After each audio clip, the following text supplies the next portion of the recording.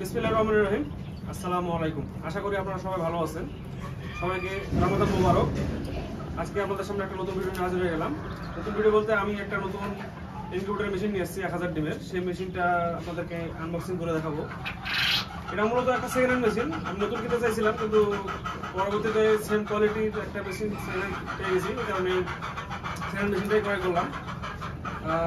মেশিনটা কয়েকদিন হয়ে গেছে আনা, কিন্তু ডিমের অপচয় করার কারণে মেশিনটা ওপেন করি নেই। তো এখন মোটামুটিভাবে আমার ডিম রেডি হয়ে গেছে। ফার্মি মুরগির ডিম প্রায় 200 পিস ডিম। আমি এটা চেষ্টা করলাম, মানে যেহেতু 800 ডিম, আমি 200 হ্যাচার আর সেটা হলো 800। সেই হিসেবে আমি প্রতি সপ্তাহে 200 পিস করে ডিম দিয়ে এভাবে ভাগ ভাগ করে আমি বসাবো। সেক্ষেত্রে প্রথম স্টেপে 200 ডিম বসাবো। তো আমি এখন মেশিনটা খুলে আপনাদেরকে দেখাই। এটা মোটামুটিভাবে ভালোভাবে প্যাকিং করা আছে, খুলতে সময় লাগবে খুব বেশি। আমি খুলে আপনাদেরকে দেখাই। এটা দিয়ে এগুলো মনে হয় সময় লাগবে, খুলতে গেলে লুজ টাইম লাগবে। রাহিন আসা খোলো।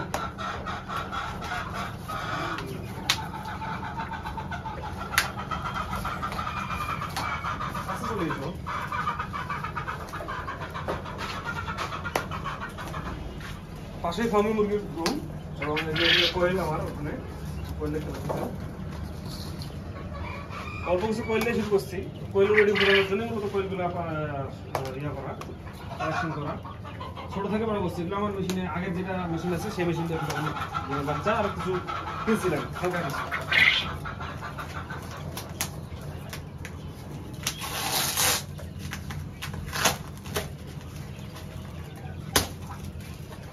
খুলতে সময় লাগবে মোটামুটি।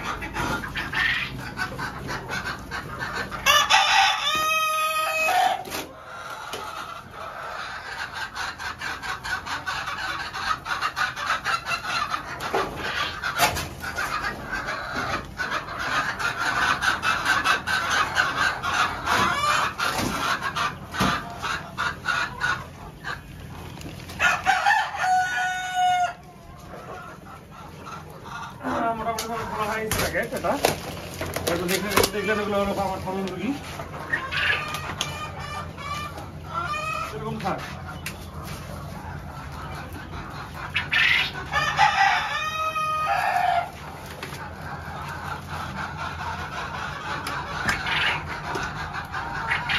দুটো সিকোয়েন্স করছে তাহলে